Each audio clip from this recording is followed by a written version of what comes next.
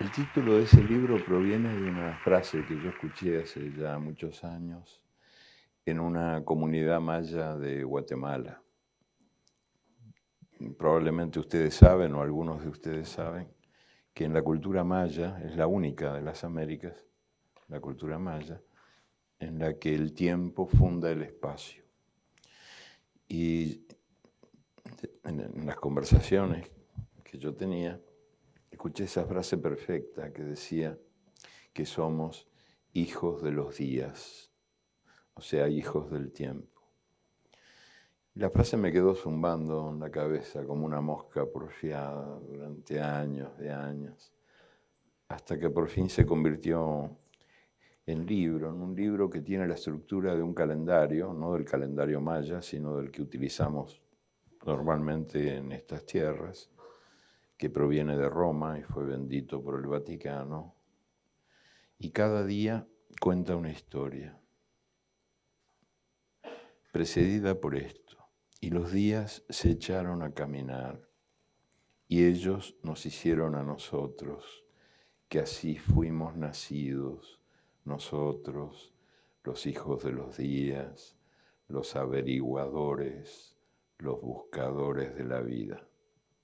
Y si nosotros somos hijos de los días, nada tiene de raro que de cada día brote una historia, porque los científicos dicen que estamos hechos de átomos, pero a mí un pajarito me contó que estamos hechos de historias.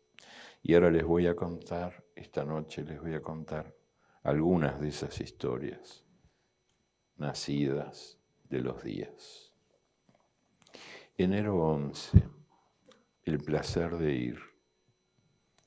Son historias elegidas un poco al tuntún, que no son cronológicas. Son cronológicas en el libro, pero no en la lectura, porque además, como se trata de 366 historias, tendríamos que quedarnos algunos años aquí y eso terminaría siendo bastante aburrido.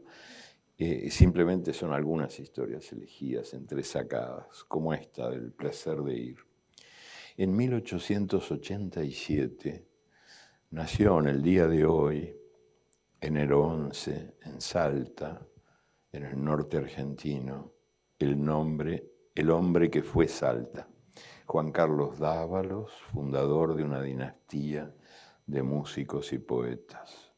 Según dicen los decires, él fue el primer tripulante de un Ford T, un Ford a bigotes, como se llamaba, en aquellas comarcas. Por los caminos venía su Ford T, roncando, humeando, lento, lento venía hasta... Las tortugas se sentaban a esperarlo. Algún vecino se acercó y preocupado saludó y comentó: pero don Dávalos, a este paso no va a llegar nunca. Y él aclaró: yo no viajo por llegar, viajo por ir. Enero 26, segunda fundación de Bolivia. En el día de hoy del año 2009, el plebiscito popular dijo sí a la nueva constitución propuesta por el presidente Evo Morales. Hasta este día los indios no eran hijos de Bolivia, eran nada más que su mano de obra. Allá por 1825, la primera constitución boliviana había otorgado la ciudadanía al 3 o 4% de la población. Los demás, indios, mujeres, pobres, analfabetos, no fueron invitados a la fiesta. Y esto fue así en toda América, no solo en Bolivia. Fue así de norte a sur. La primera constitución de los Estados Unidos, por ejemplo, establecía que un negro equivalía a las 3/5 partes de una persona. Por suerte, después los Estados Unidos tuvieron otras constituciones, no tan bestias, y gracias a eso Obama puede ser presidente, porque si no, un país no puede ser dirigido por las 3/5 partes de una persona. Pero lo que quería decir es que no fue solo Bolivia la que la que hizo una constitución para poquitos. Todas las constituciones, las primeras sobre todo, de las Américas fueron hechas por pocos y para pocos. Pero acá estaba hablando de Bolivia y quería decir que para muchos periodistas extranjeros, de estos que van por 3 días, 4 a un país y escriben un libro de 500 páginas, Bolivia es un país ingobernable, incomprensible, intratable, inviable. Se equivocan de deberían confesar que Bolivia es para ellos un país invisible. Y eso nada tiene de raro, porque hasta el día de hoy, enero 26 del año 2009, también Bolivia había sido un país ciego de sí. Y otra más de Bolivia, antes de pasar a algunos de los muchos temas que el libro toca. Octubre 14, una derrota de la civilización. En el año 2002, es duro de decir, pero no tengo más remedio que decirlo, porque está en el libro. Es una noticia terrible.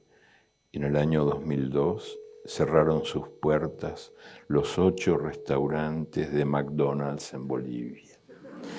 Apenas 5 años había durado esta misión civilizadora.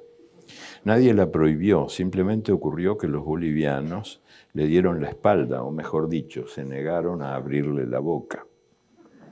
Estos ingratos se negaron a reconocer el gesto de la empresa más exitosa del planeta, que desinteresadamente honraba al país con su presencia. El amor al atraso impidió que Bolivia se pusiera al día con la comida rápida y los vertiginosos ritmos de la vida moderna. Las empanadas caseras derrotaron al progreso. Los bolivianos siguen comiendo sin apuro, en lentas ceremonias, tosudamente apegados a los antiguos sabores nacidos en el fogón familiar. Se ha ido, para nunca más volver. La empresa que en el mundo entero se dedica a dar felicidad a los niños, a echar a los trabajadores que se sindicalizan y a multiplicar a los gordos.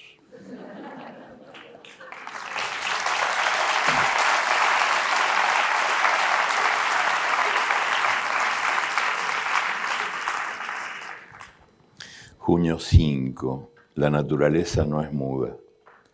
La realidad pinta naturalezas muertas.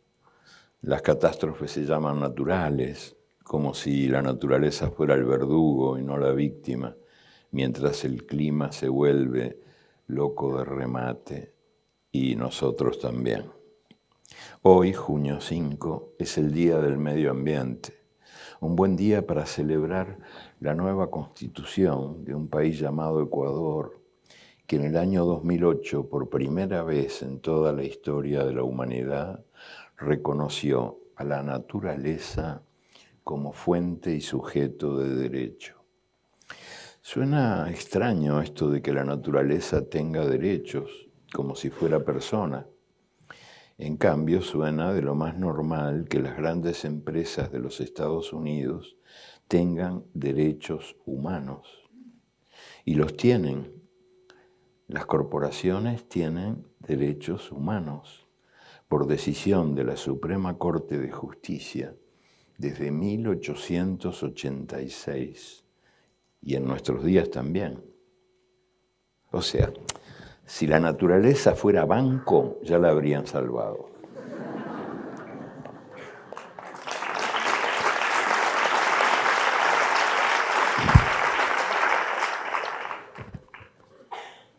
Abril 12, la fabricación del culpable. Un día como hoy del año 33, día más, día menos, Jesús de Nazaret murió en la cruz.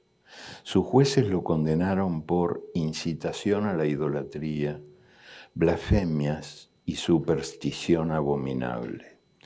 Unos siglos después, los indios de las Américas y los herejes de Europa fueron condenados por esos mismos crímenes exactamente los mismos, y en nombre de Jesús se les aplicó castigo de azote, horca o fuego.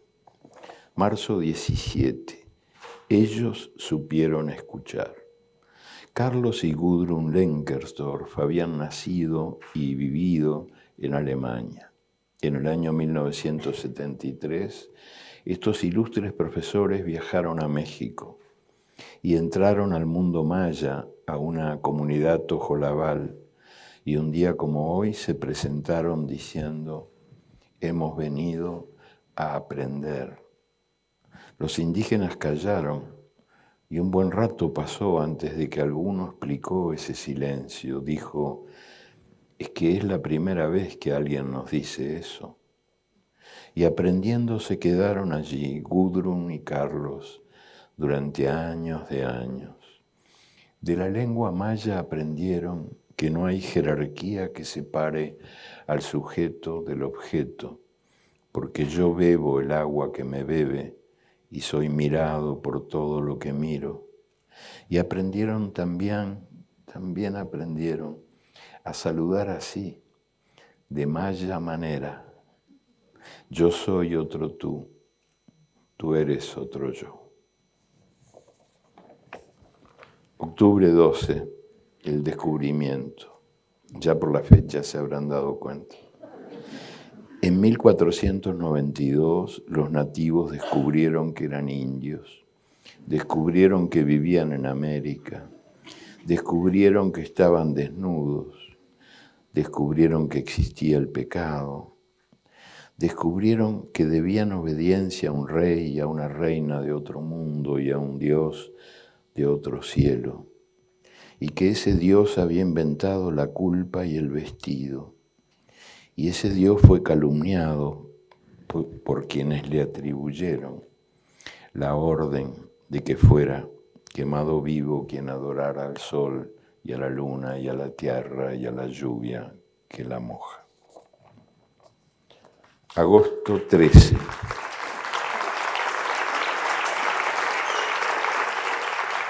Agosto 13, el derecho a la valentía. En el día de hoy de 1816, el gobierno de Buenos Aires otorgó el grado de teniente coronel a Juana Azurduy en virtud de su varonil esfuerzo. En la Guerra de la Independencia ella había encabezado a los guerrilleros que arrancaron el Cerro de Potosí de manos españolas. Las mujeres tenían prohibido meterse en los masculinos asuntos de la guerra, pero los oficiales machos no tenían más remedio que reconocer y admirar lo que ellos llamaban el viril coraje de esta mujer.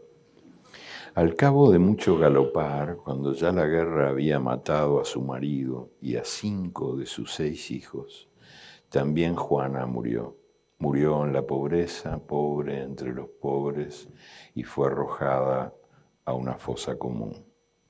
Casi 2 siglos después, el gobierno argentino, presidido por una mujer, ascendió a Juana Azurduy al grado de generala del ejército en homenaje a su femenina valentía.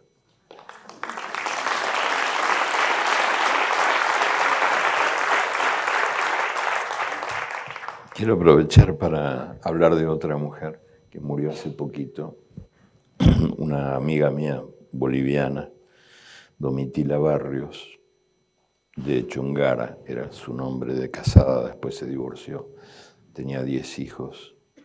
Y yo la conocí en un pueblo minero llamado Yayagua, donde estuve pasando un tiempo, en una asamblea de mineros. Ella era la única mujer. Eran todos hombres. Me sorprendió encontrar una mujer en medio de aquel hombrerío y más me sorprendió verla en acción. Ella se alzó entre todos, interrumpió una discusión que llevaba ya mucho rato y dijo: yo quiero preguntar es Tito quiero preguntar, ¿cuál es nuestro enemigo principal? Y entonces se alzaron voces que decían la burguesía, la oligarquía, el ejército, la tecnocracia. Y ella corrigió: no, compañeros, no. Nuestro enemigo principal es el miedo y lo llevamos adentro. Un tiempo después, en otro viaje posterior a Bolivia, la encontré de nuevo en la plaza principal de La Paz, sentada en medio de la plaza junto con otras 4 mujeres que también venían de la región minera de Oruro, las 5 sentaditas ahí en medio de la plaza, con unos carteles que advertían que estaban en huelga de hambre hasta que cayera la dictadura del general Banzer. La gente que pasaba y las veía se burlaba de ellas y comentaba: así que 5 mujeres van a derribar una dictadura militar. Yo me quedé viendo aquello, escuchando. Volví después, al día siguiente y a la semana siguiente, y las vi crecer. Las 5 mujeres se convertían en 50, que después fueron 500, y después 5.000, y después 50.000, y después 500.000, y la dictadura militar cayó. Las 5 mujeres no estaban equivocadas. Ellas derribaron una dictadura militar. El equivocado era el miedo.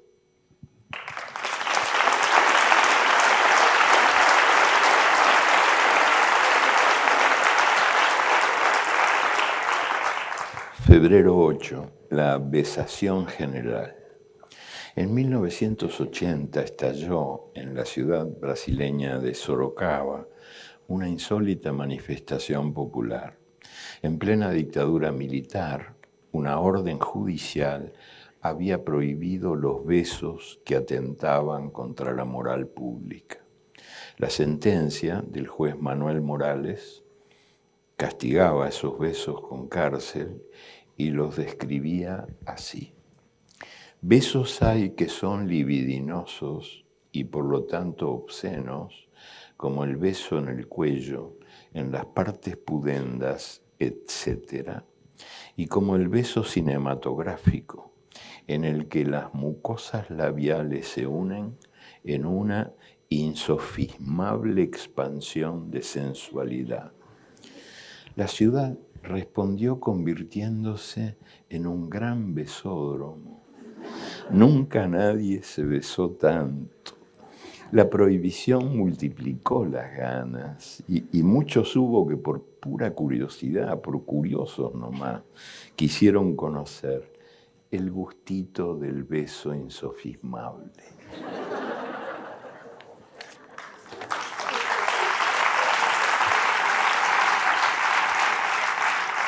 Diciembre 18, los primeros exiliados.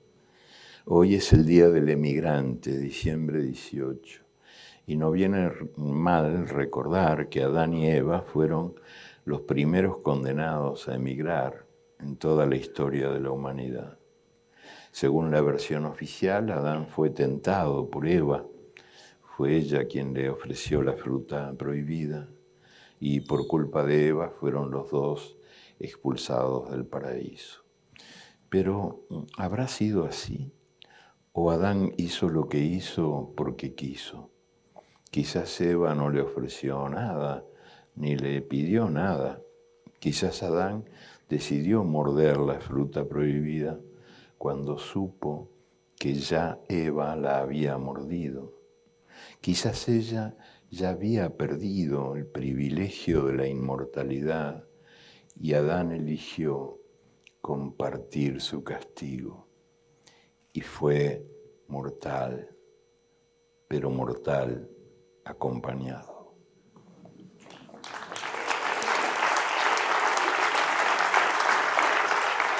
Mayo 16, marcha al manicomio. Los meros y otros peces, los delfines, los cisnes, los flamencos, los albatros, los pingüinos, los bisontes, los avestruces, los osos koalas, los orangutanes y otros monos, las mariposas y otros insectos, y muchos más parientes nuestros del reino animal tienen relaciones homosexuales, hembra con hembra, macho con macho, por un rato o para siempre. Menos mal que no son personas, se han salvado del manicomio, porque hasta el día de hoy, mayo 16 del año 1990, la homosexualidad integró la lista de enfermedades mentales de la Organización Mundial de la Salud. Se ve que estos súper expertos en asuntos de la virtud y de la carne nunca habían escuchado la hermosa canción de Milton Nascimento que dice que toda forma de amor vale amar, toda forma de amor vale cantar, toda forma de amor vale la pena.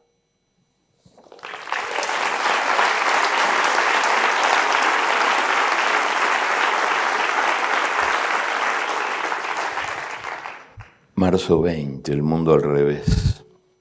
Como el mundo está al revés, a veces es un buen ejercicio de imaginación, darlo vuelta, ¿no? Tratar de ponerlo, invirtiendo la información sobre un hecho cualquiera, o cambiando el punto de vista. Yo siempre digo que hay que ver siempre desde qué lugar se miran las cosas. Desde el punto de vista de una lombriz, por ejemplo, un plato de espaguetis es una orgía. Y eso viéndolo, claro, hay que tener en cuenta que hay una multiplicidad de puntos de vista posibles, ¿no? Y estamos acostumbrados a aceptar, a obedecer el punto de vista único, el que se ofrece como verdad única, que es siempre el punto de vista de los amos del mundo, de los dueños del poder. Y entonces yo suelo hacer ejercicios de imaginación, leyendo las noticias al revés, como en este caso. El 20 de marzo del año 2003, los aviones de Irak bombardearon los Estados Unidos. Tras las bombas, las tropas iraquíes invadieron el territorio norteamericano, hubo numerosos daños colaterales, muchos civiles estadounidenses, en su mayoría mujeres y niños, perdieron la vida o fueron mutilados. La guerra era inevitable. La seguridad de Irak y de la humanidad entera estaba amenazada por las armas de destrucción masiva acumuladas en los arsenales de los Estados Unidos. Eso sí, ningún fundamento tenían los rumores insidiosos que atribuían a Irak la intención de quedarse con el petróleo de Alaska.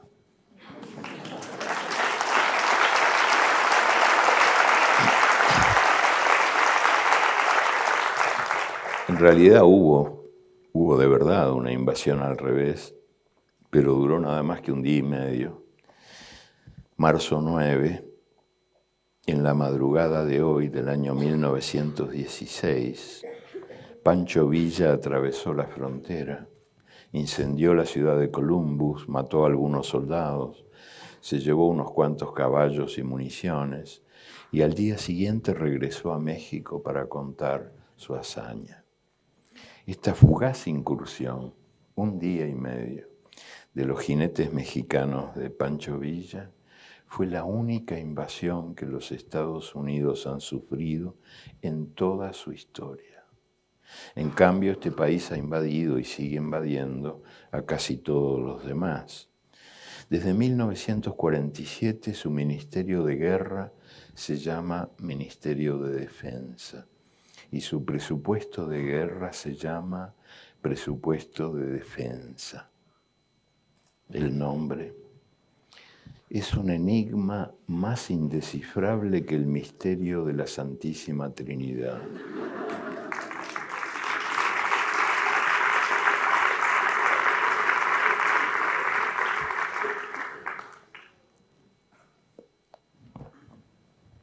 El libro intenta, sobre todo, difundir hechos poco conocidos o desconocidos para iluminar un poquito mejor la realidad que nos llega enmascarada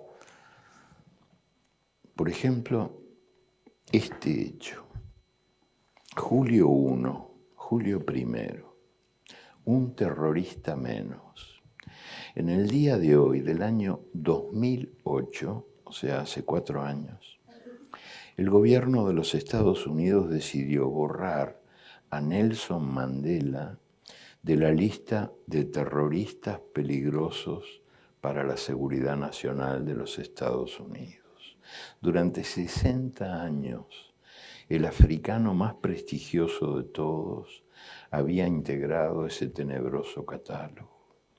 O sea que a uno le da la impresión de que la guerra contra el terrorismo, que se usa como cotidiano pretexto para justificar lo injustificable, no es muy seria, porque si el terrorista era Mandela, no sé qué opinarán ustedes, pero me parece que no es muy digna de crédito. O sea, la guerra contra el terrorismo sería creíble, sería seria, si se conmemorara cada año el 11 de septiembre, que es el Día contra el Terrorismo, con carteles pegados en todos los lugares del mundo. Carteles que tendrían que decir: se busca a los secuestradores de países, se busca a los estranguladores de salarios y a los exterminadores de empleos, se busca a los violadores de la tierra, a los envenenadores del agua y a los ladrones del aire, se busca a los traficantes del miedo.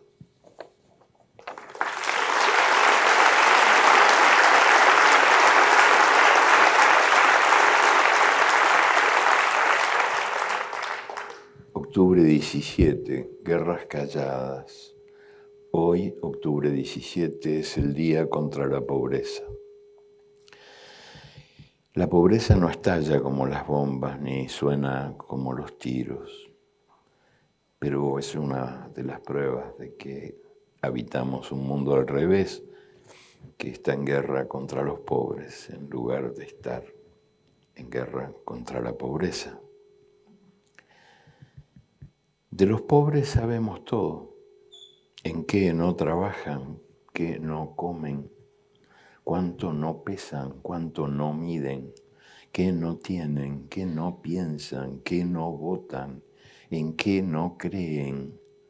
Solo nos falta saber por qué los pobres son pobres. ¿Será porque su desnudez nos viste y su hambre nos da de comer?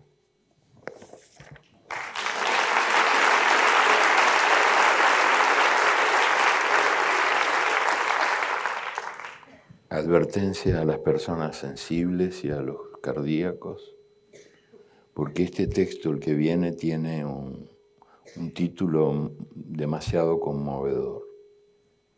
Septiembre 15. Adopte un banquerito. En el año 2008 se fue a pique la bolsa de Nueva York.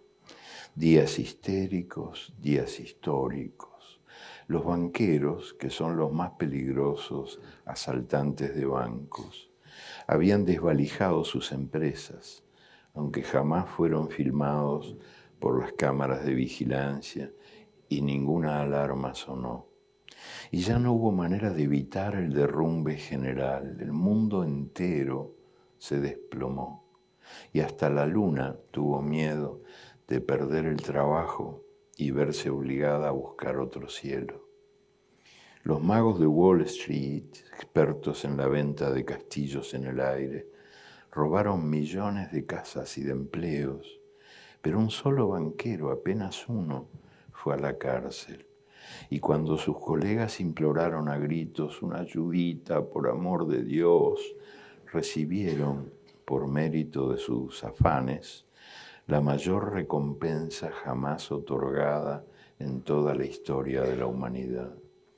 Ese dineral hubiera alcanzado para dar de comer a todos los hambrientos del mundo, con postre incluido, de aquí a la eternidad, pero a nadie se le ocurrió la idea.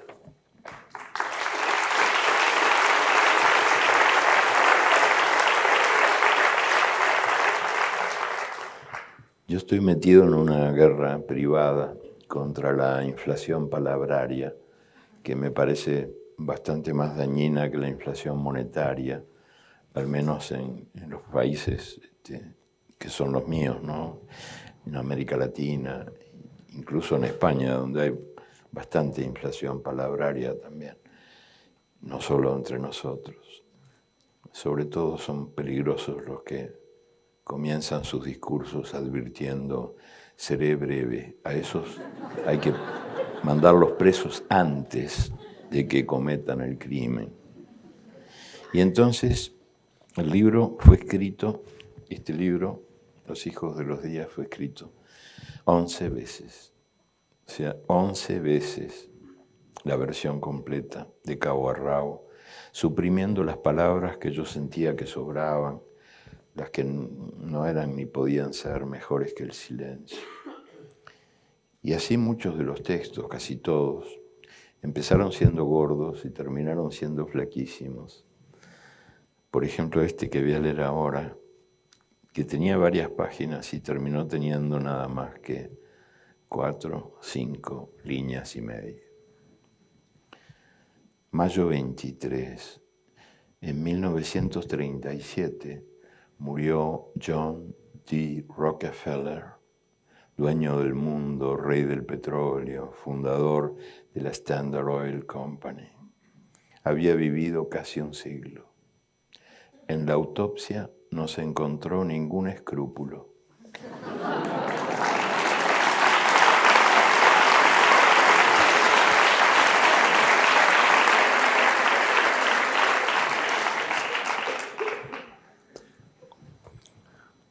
¿Por qué fracasan las reuniones cumbres? Yo leo en los diarios cada 3, 4 días una nueva reunión cumbre, que también fracasa, como las anteriores y las siguientes. Este texto, que rinde homenaje a la comunidad internacional, quizás ayude a encontrar la respuesta.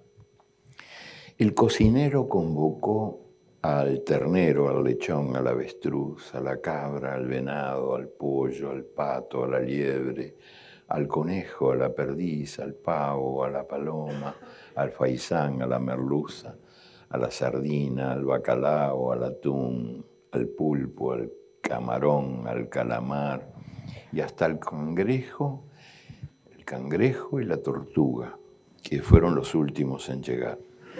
Y cuando estuvieron todos, el cocinero les explicó: los he reunido para preguntarles con qué salsa desean ser comidos. Entonces alguno de los invitados murmuró: yo no quiero ser comido de ninguna manera. Y el cocinero dio por finalizada la reunión.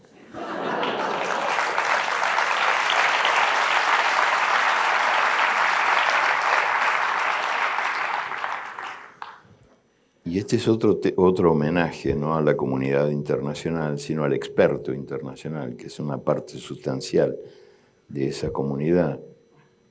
En estos días, septiembre 7 del año 2000, 189 países elaboraron la Declaración del Milenio, que los comprometía a resolver todos los dramas del mundo. El único objetivo que se ha cumplido, estamos en el 2012, han pasado 12 años, no figuraba en la lista. El único objetivo que se cumplió: se ha logrado multiplicar la cantidad de expertos necesarios para llevar adelante tan difíciles tareas. Según escuché decir en Santo Domingo, uno de esos expertos multiplicados estaba recorriendo las afueras de la ciudad cuando se detuvo ante el gallinero de doña María de las Mercedes Holmes y le preguntó: si yo le digo exactamente cuántas gallinas tiene, ¿usted me da una? Y encendió su computadora tablet con pantalla táctil, activó el GPS, se conectó a través de su teléfono celular 3G con el sistema de fotos satelitales y puso en funcionamiento el contador de píxeles. Usted tiene 132 gallinas y atrapó una. tenía derecho a quedarse porque era verdad. Doña María de las Mercedes, sin embargo, no se quedó callada y le preguntó: si yo le digo en qué trabaja usted, ¿me devuelve la gallina? Y entonces le dijo: usted es un experto internacional. Yo me di cuenta enseguida, porque vino sin que nadie lo llamara. Se metió en mi gallinero sin pedir permiso. Me dijo algo que yo ya sabía y me cobró por eso.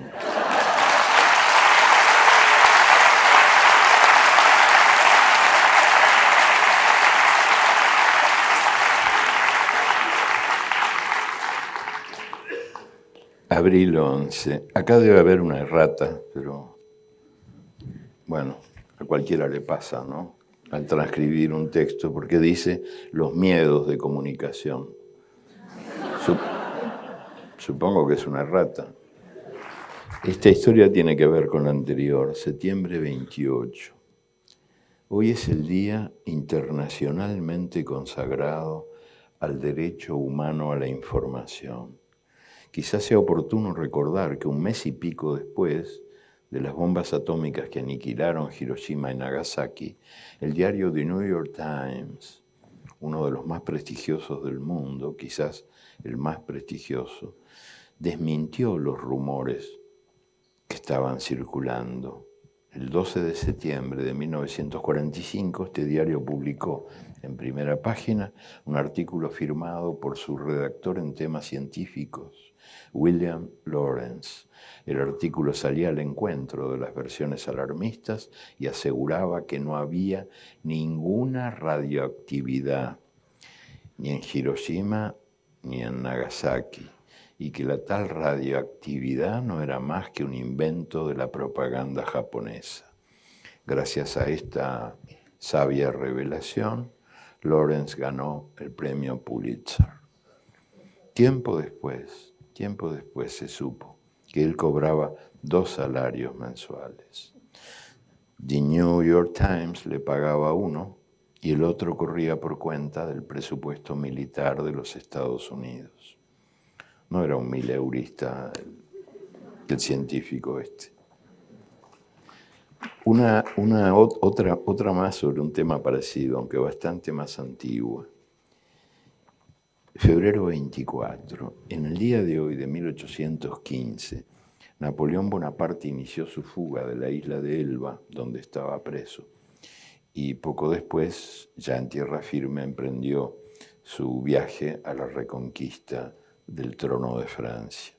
Napoleón marchaba paso a paso, día tras día, acompañado por una tropa creciente, mientras el diario Le Moniteur Universel, que había sido su órgano oficial, aseguraba que los franceses estaban locos de ganas de morir defendiendo al rey Luis XVIII y llamaba a Napoleón violador a mano armada del suelo de la patria, extranjero fuera de la ley, corso audaz, odioso opresor, usurpador, traidor, plaga, jefe de bandoleros, y anunciaba: este será su último acto de locura.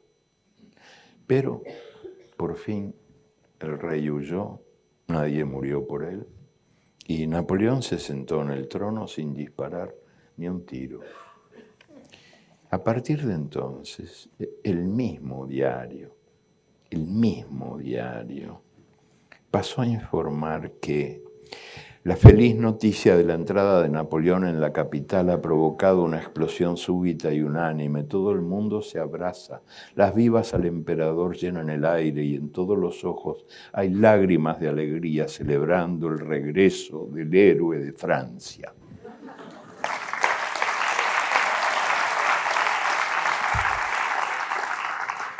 El reino del miedo, junio 26.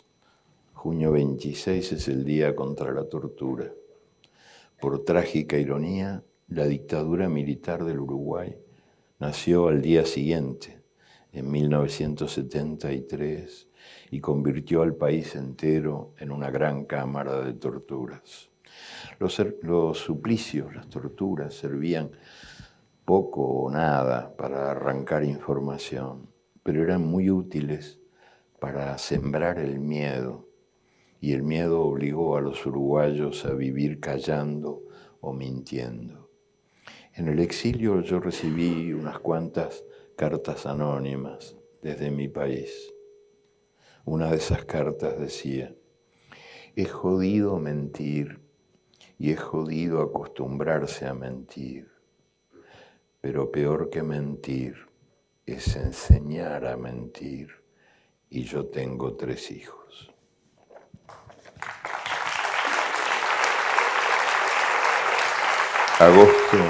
Agosto 30, Día de los Desaparecidos. Desaparecidos. Los muertos sin tumba, las tumbas sin nombre. Las mujeres y los hombres que el terror tragó. Los bebés que son o han sido botín de guerra. Y también los bosques nativos. Las estrellas en la noche de las ciudades. El aroma de las flores. El sabor de las frutas, las cartas escritas a mano, los viejos cafés donde había tiempo para perder el tiempo, el fútbol de la calle, el derecho a caminar, el derecho a respirar, los empleos seguros, las jubilaciones seguras, las casas sin rejas, las puertas sin cerradura, el sentido comunitario y el sentido común.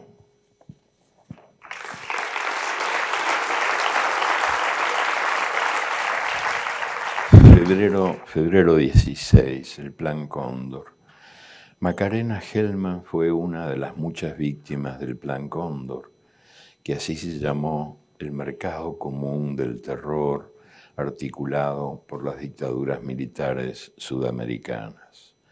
La madre de Macarena estaba embarazada de ella cuando los militares argentinos la enviaron al Uruguay por algún intercambio de favores.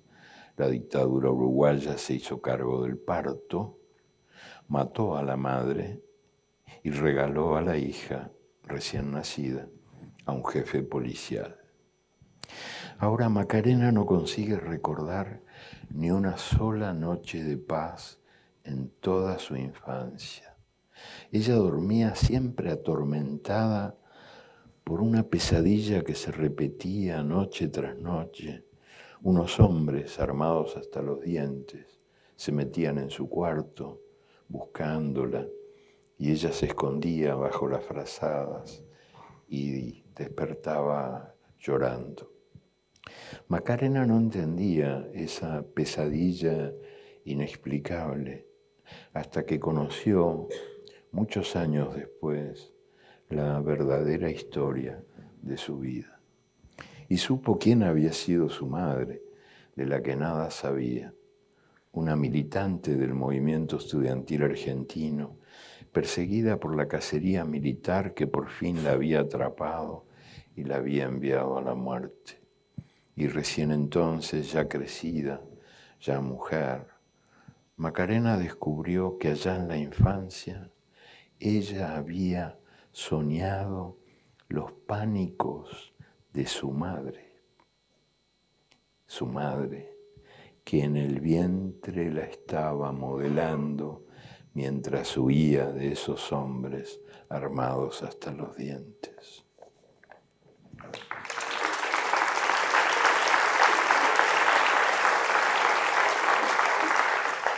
Los hijos de los enemigos fueron botín de guerra de la dictadura militar argentina y de otras dictaduras militares, sobre todo la Argentina, que robó más de 500 niños en años recientes. Pero muchos más niños robó durante mucho más tiempo una democracia, la democracia australiana, con permiso de la ley y aplausos del público. En el año 2008, el primer ministro de Australia, Kevin Rudd, pidió perdón a los indígenas que habían sido despojados de sus hijos durante más de un siglo. Los niños habían sido distribuidos entre las familias blancas para salvarlos de la delincuencia y para civilizarlos y alejarlos de las costumbres salvajes, para blanquear a los negros, como se decía. Y otros niños robados hubo en otros lugares, de los que también se sabe poco o casi nada. Por ejemplo, aquí, en España, el coronel Antonio Vallejo Nájera, psiquiatra supremo en la España del generalísimo Francisco Franco, había sentenciado: el marxismo es la máxima forma de la patología mental. Él había estudiado en las cárceles a las madres republicanas y había comprobado que tenían instintos criminales para defender la pureza de la raza ibérica amenazada por la degeneración marxista y la criminalidad materna. Miles de niños recién nacidos o de muy corta edad, hijos de padres republicanos, fueron secuestrados y arrojados a los brazos de las familias devotas de la cruz y de la espada. ¿Quiénes fueron esos niños? ¿Quiénes son tantos años después?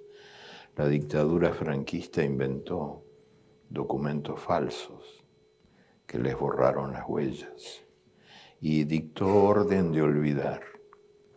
Robó los niños y también robó la memoria. Otra herencia del franquismo, por cierto, fue otro robo, el robo de una patria, la patria saharaui, regalada a Marruecos. Y aprovecho día de paso para recomendarles que vean, si no han visto, una estupenda película producida por Javier Bardem sobre la tragedia del pueblo saharaui, que se llama Hijos de las Nubes.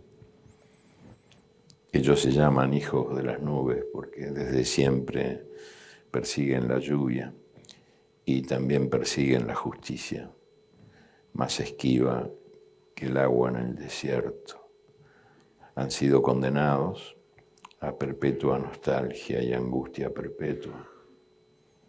El reino de Marruecos se ha negado y se sigue negando a obedecer la orden de las Naciones Unidas que establecieron la necesidad de que se hiciera un plebiscito para que los saharauis decidieran su destino.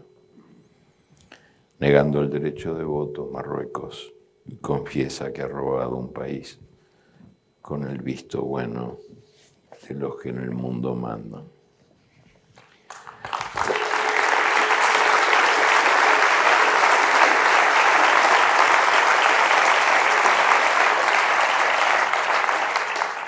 Agosto 25, el rescate de la ciudad prisionera. Uno se pregunta, ¿cómo habrán sido las cosas que nos han contado, o que no nos han contado, o que nos han contado mal, o por la mitad, o mintiendo, ocultando? ¿Cómo habrán sido? Por ejemplo, ¿quién liberó a París? Al amanecer del 25 de agosto de 1944, París enloqueció. La ocupación nazi había terminado. Los primeros tanques y carros blindados habían entrado unas pocas horas antes y el gentío preguntaba, ¿quiénes son? ¿Son americanos? Pero los nombres de esos tanques y esos blindados, torpemente escritos con pintura blanca, decían Guadalajara, Ebro, Teruel, Brunete, Madrid, Don Quijote, Durruti. Los primeros liberadores de París fueron los republicanos españoles. Vencidos en su tierra, se habían batido por Francia. Ellos creían que después España sería rescatada. Se equivocaron.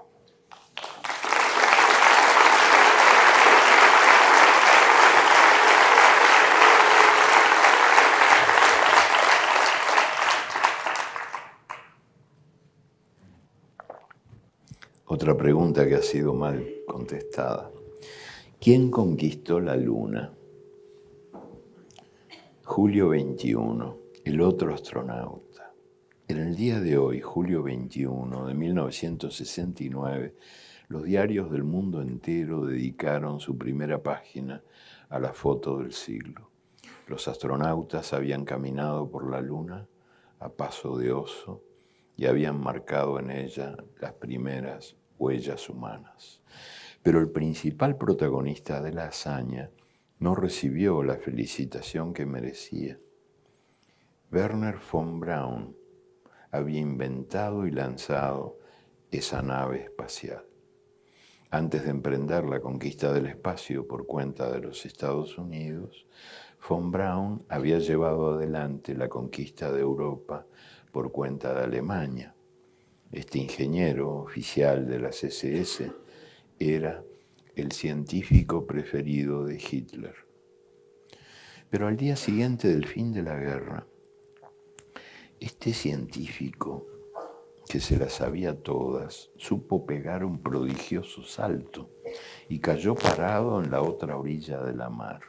Instantáneamente se convirtió en patriota de su patria nueva, se hizo devoto de una secta evangélica de Texas y puso manos a la obra en el laboratorio espacial. Algo sobre la ciencia y el sentido común. Noviembre 1, cuidado con los bichos. En 1986, la peste de las vacas locas golpeó a los británicos y más de 2 millones de vacas sospechosas de contagiosa demencia fueron castigadas con la pena capital. En 1997, la gripe del pollo, difundida desde Hong Kong, sembró el pánico y condenó a 1,5 millones de aves a la muerte precoz.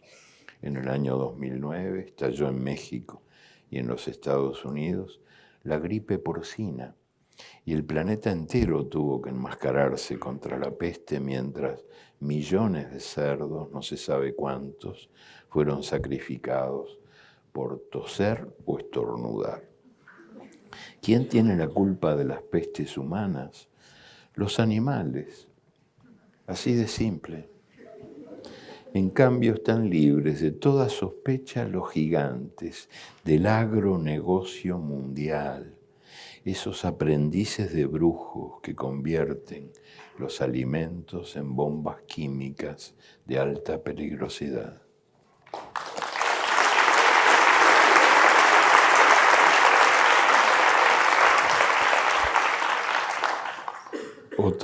Otro caso de atentado contra el sentido común. El 10 de noviembre fue el Día de la Ciencia. Es el Día de la Ciencia, 10 de noviembre.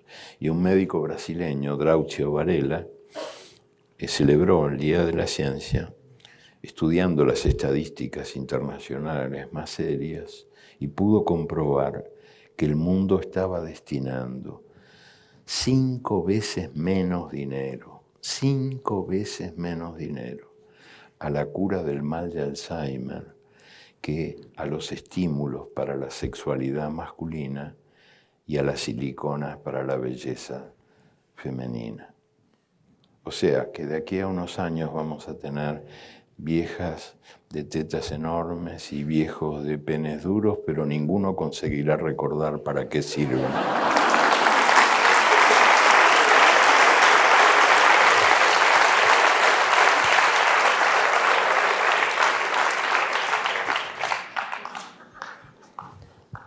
Algo más sobre la ciencia. Diciembre 8, el arte de las neuronas. En 1906, Santiago Ramón y Cajal recibió el Premio Nobel de Medicina. Él había querido ser artista pintor. pero su padre no lo dejó y no tuvo más remedio que convertirse en el científico español más importante de todos los tiempos.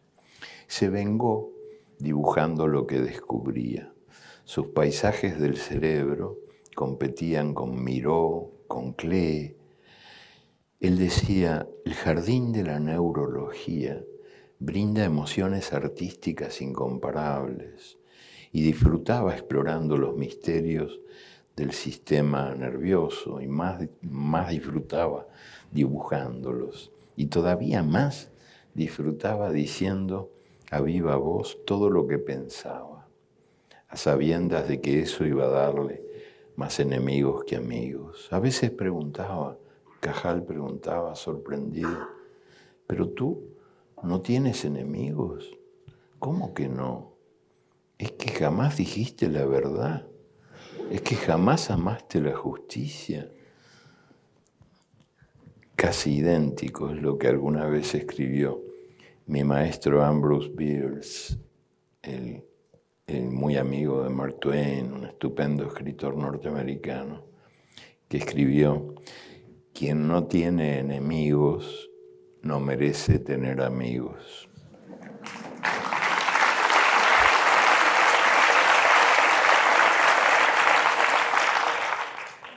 Algunos homenajes que el libro contiene a la música, por ejemplo.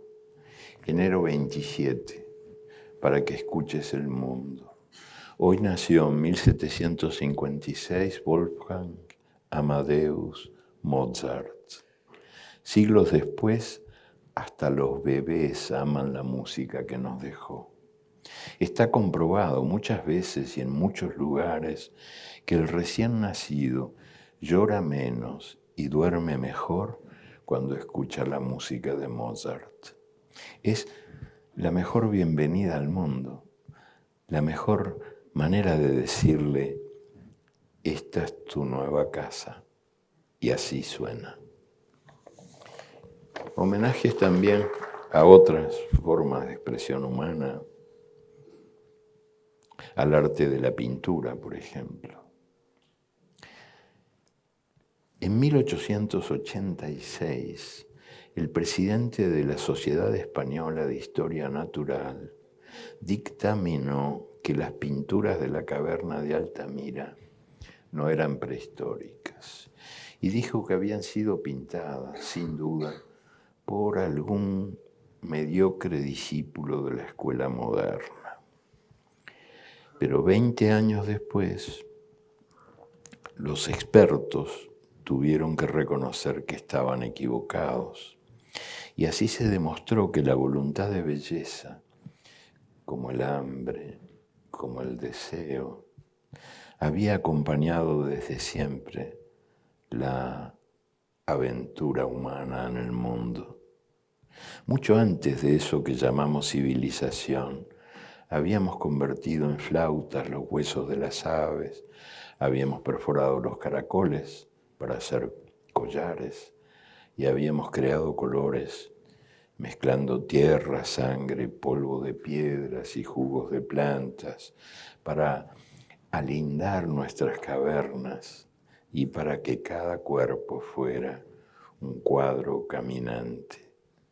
Cuando los conquistadores españoles llegaron a Veracruz, encontraron que los indios huastecos andaban completamente desnudos, con los cuerpos pintados, ellos y ellas, los cuerpos pintados, para gustar y gustarse.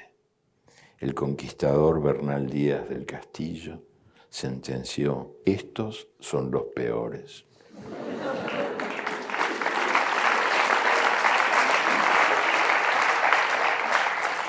Un homenaje a la poesía también. Mayo 10, el imperdonable. Homenaje a la poesía a un poeta que fue mi hermano. El poeta Roque Dalton era jodón y respondón. Nunca aprendió a callar ni a obedecer y ejercía un desafiante sentido del humor y del amor.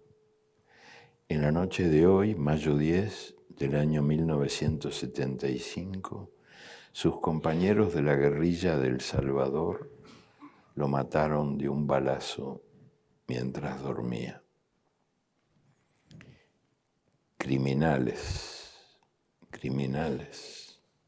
Los militantes que matan para castigar la discrepancia son tan criminales como los militares que matan para perpetuar la injusticia.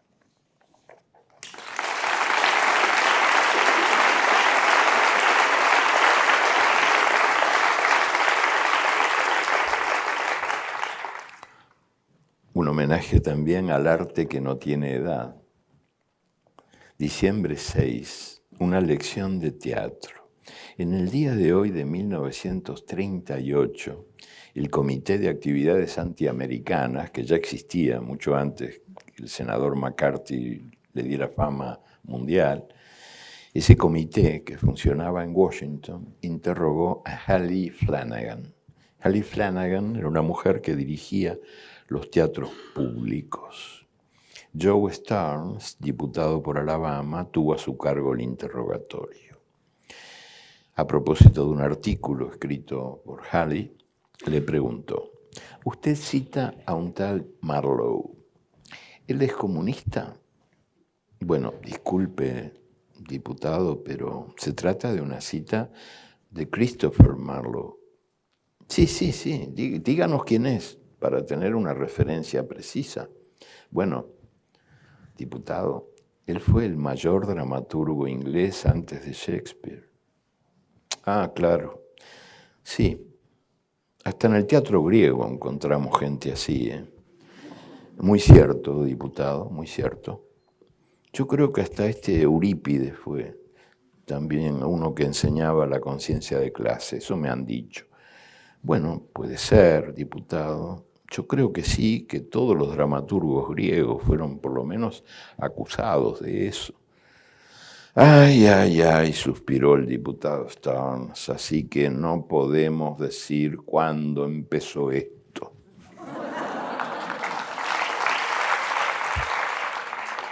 Un homenaje al fútbol también, que el libro contiene entre tantos otros homenajes, y que no puedo dejar de leer porque yo soy futbolero perdido. Y quiero dedicar la lectura de esta historia, que es poco conocida o casi desconocida por todos.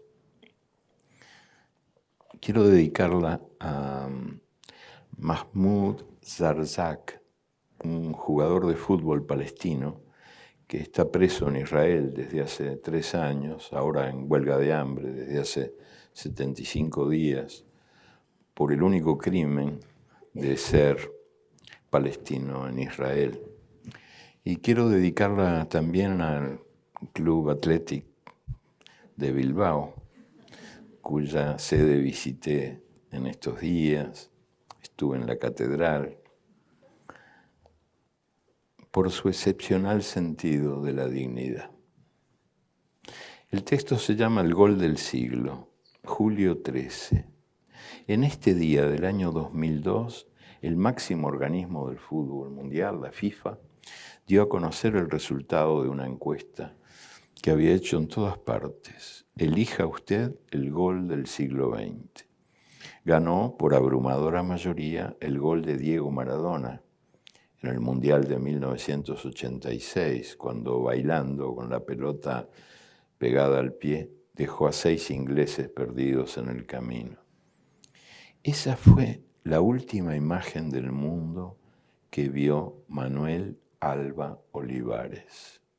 Él tenía 11 años y en ese mágico momento, justo en ese momento, los ojos se le apagaron para siempre.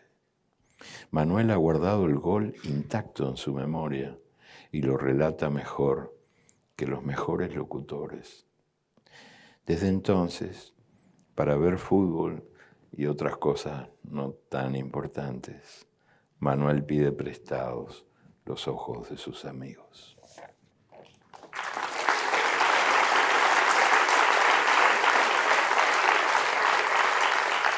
Hablando de fútbol, un homenaje a la lucha contra el racismo.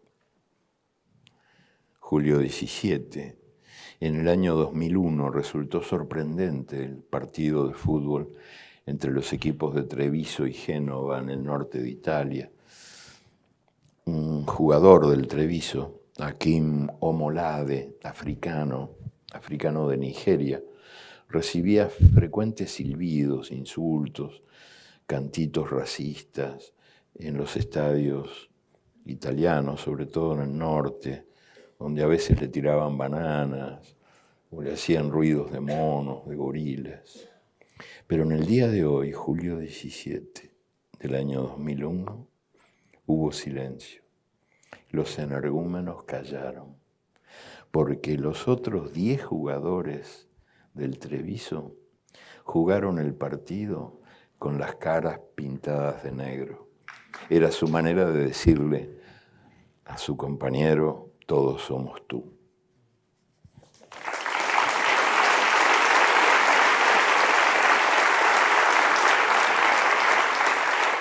Y a propósito del racismo, no puedo resistir la tentación de leer algo que no es mío, es de un gran poeta de Senegal, Léopold Senghor, pero que yo lo incluí en el libro, porque me pareció que él decía lo que yo hubiera querido decir con las mejores palabras. Es un poema que dice así: querido hermano blanco, cuando yo nací era negro, cuando crecí era negro, cuando me da el sol soy negro, cuando estoy enfermo soy negro, cuando muera seré negro, y mientras tanto, tú, cuando naciste eras rosado, cuando creciste fuiste blanco, cuando te da el sol eres rojo, cuando sientes frío eres azul, cuando sientes miedo eres verde, cuando estás enfermo eres amarillo, cuando mueras serás gris.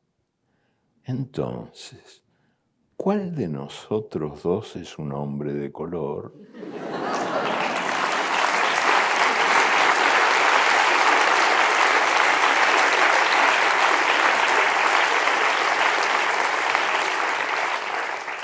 El viaje de la palabra. En el año 208, Serenus Sammonicus escribió en Roma un libro, Asuntos Secretos, donde revelaba su remedio para evitar la fiebre terciana y espantar a la muerte. Este médico de 2 emperadores, poeta, dueño de la mejor biblioteca de su tiempo, proponía un remedio infalible: colgarse al pecho una palabra y protegerse con ella noche y día. Era la palabra abracadabra, que en hebreo antiguo quería decir, y dice todavía, envía tu fuego hasta el final. El viaje de la memoria, enero 15. En 1919, la revolucionaria Rosa Luxemburgo fue asesinada en Berlín. Los asesinos la rompieron a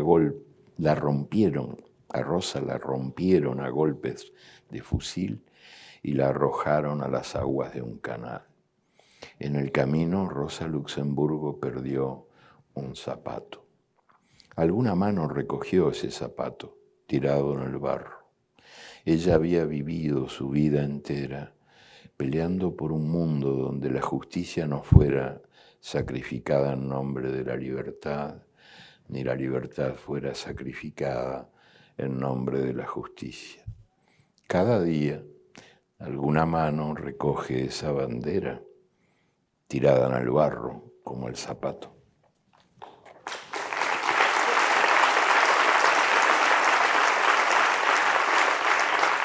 Abril 21.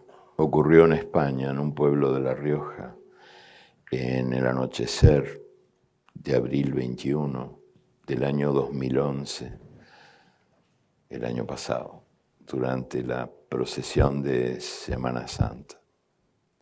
Una multitud acompañaba callada el paso de Jesucristo y de los soldados romanos que lo iban castigando a latigazos. En silencio, absoluto silencio, hasta que una voz rompió el silencio. Montado en los hombros de su padre, Marcos Rabasco gritó al azotado, gritó a Jesús: ¡defiéndete! ¡Defiéndete! Marcos tenía 2 años, 4 meses y 21 días de edad. Y esta historia se llama El Indignado. Muchas gracias.